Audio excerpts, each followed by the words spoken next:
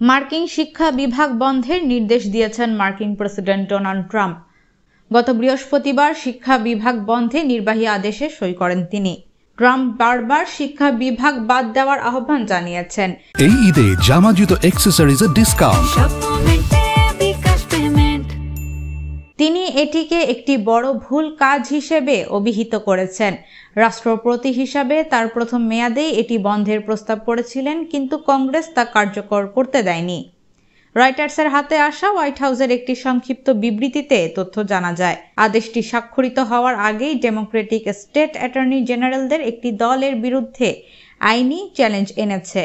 তারা গত সপ্তাহে ট্রাম্প প্রশাসনের পরিকল্পিত অর্ধেক কর্মী ছাঁটাই বন্ধ করতে এবং শিক্ষা বিভাগ ভাঙ্গা ঠেকাতে আদালতে মামলা দায়ের করে। ট্রাম্প কংগ্রেসের অনুমোদন ছাড়া কোনো এজেন্সি বন্ধ করতে পারবেন না। ট্রাম্পের রিপাবলিকান দলের সিনেটে 53 থেকে 44টি সংখ্যা গরিষ্ঠতা থাকলেও বড় আইন যেমন একটি মন্ত্রী পরিষদ স্তরের এজেন্সি বাতিলের জন্য 60টি ভোটের প্রয়োজন হবে এবং এর ফলে আরও 7 জন ডেমোক্রেটের সমর্থন প্রয়োজন ট্রাম্পের। তবে সিনেট ডেমোক্রেটরা শিক্ষা বিভাগ বাতিল করার ব্যাপারে কোনো সমর্থন জানায়নি।